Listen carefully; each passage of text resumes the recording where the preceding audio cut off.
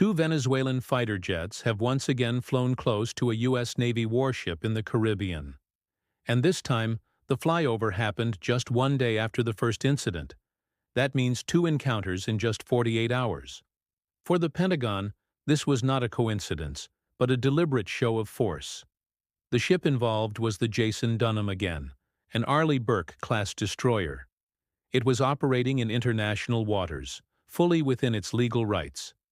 And yet, Venezuelan F-16s came close enough to make the maneuver both noticeable and provocative. U.S. officials immediately labeled the action highly provocative, calling it dangerous and unnecessary. Some even described it as a game of chicken, a way for Caracas to test how far it can push. What makes this second flyover important is the timing. It took place just after Washington confirmed the deployment of 10 F-35 stealth fighters to Puerto Rico. In other words, as the United States moved to strengthen its air power in the Caribbean, Venezuela responded with another low-level flyby of an American warship. Both sides are signaling, and both sides want their message to be heard loud and clear. President Trump did not stay silent. He issued a stern warning. If Venezuelan aircraft endanger U.S. ships or crews, they will be shot down. That is as direct as it gets. The message is that commanders at sea now have the authority to defend their vessels with force if necessary. No more warnings, no more hesitation.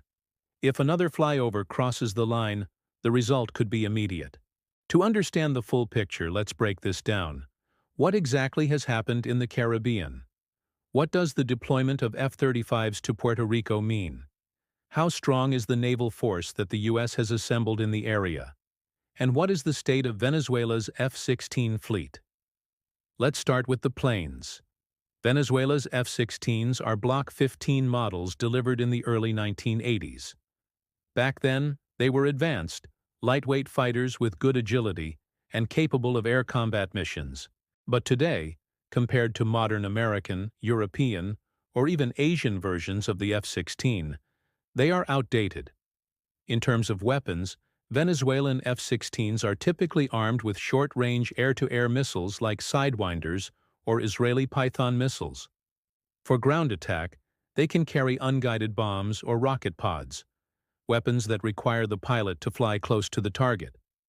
This means the jets are dangerous at close range, but limited in overall reach. Venezuela originally purchased 24 of these aircraft. Today, after 4 decades of use and major difficulties in acquiring spare parts, analysts believe that only around a dozen are truly operational. Now, let's move to the U.S. response. The deployment of F-35s to Puerto Rico is not just about numbers, it's about technology. The F-35 Lightning II is one of the most advanced aircraft in the world. It combines stealth with advanced sensors, radar, and the ability to share information in real time with ships, satellites, and ground forces. By placing them in Puerto Rico, Washington is creating an air umbrella over the entire Eastern Caribbean. From there, the jets can respond quickly to any situation, monitor airspace with unmatched precision, and deter further provocations. And the F-35s are not alone. The U.S. Navy has built a strong maritime presence in the Caribbean in recent weeks. At least 7 major warships are now confirmed in or near the area. Among them are the destroyers Jason Dunham, Gravely, and Samson. These ships are Arleigh Burke-class destroyers, the backbone of the modern U.S. surface fleet. They can defend against aircraft, intercept incoming missiles, strike land targets, and escort larger vessels. Each one carries over 90 vertical launch missiles, giving them massive firepower. Also present is the cruiser Lake Erie. Cruisers are fewer in number these days, but they carry more than 120 missiles each, and are historically the centerpiece of naval air defense. Having Lake Erie in the region shows that the U.S. is building layered protection around its fleet. And then there is the submarine. Officially, the U.S. never confirms the exact position of its submarines, but officials did acknowledge that a nuclear-powered submarine is operating in the Caribbean. A submarine can launch long-range cruise missiles, track ships quietly, and appear anywhere without warning. For any adversary, the uncertainty is part of the deterrence. The most visible part of the American presence, however, is the amphibious ready group centered on the AOIMA. This is a large flat-deck amphibious assault ship. To the casual eye, it looks like a small aircraft carrier, and in many ways, it functions as one. It carries helicopters, MV-22 Osprey, and sometimes vertical takeoff jets depending on the mission. Its main role is to serve as a mobile base for Marines. Sailing with AOIMA are two amphibious transport docks, the San Antonio and Fort Lauderdale. These ships are designed to carry Marines, landing craft, armored vehicles, and supplies. Together, the three ships transport the 22nd Marine Expeditionary Unit, more than 4,500 sailors and Marines combined. The 22nd Marine Expeditionary Unit is one of the most flexible forces in the U.S. military. It trains specifically to switch between missions at very short notice. One day it can launch helicopter raids inland. The next, it can secure beaches, ports, or critical facilities. It can also conduct humanitarian assistance if required. In other words, this is a self-contained, highly mobile unit that can operate independently for long periods. So to recap, the U.S. position, stealth F-35s in Puerto Rico, multiple destroyers, and a cruiser in the Caribbean, a nuclear submarine, and thousands of Marines ready for action. All of this is designed to send a clear message. America is prepared, and its forces are not isolated targets, but part of a much larger and powerful network. There are also growing rumors about what else Washington might send if the situation continues to escalate. Some analysts believe another amphibious assault ship could be ordered into the Caribbean, bringing more Marines and aircraft. Others point to the possibility of deploying additional destroyers from the Atlantic Fleet, or even a carrier strike group with a nuclear-powered aircraft carrier and its escort ships.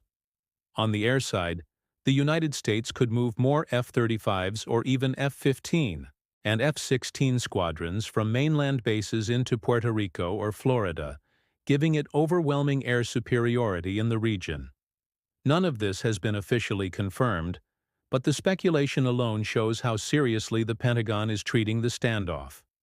On the Venezuelan side, the F-16s remain the most visible symbol of its air power, but Venezuela also has Russian-built Su-30 fighters. These are larger, carry more weapons, and in theory could challenge American aircraft at longer ranges. However, they are fewer in number and often affected by maintenance problems. The result is that, practically speaking, Venezuela relies heavily on its aging F-16 to make these kinds of symbolic flyovers. President Trump's warning now raises the stakes further.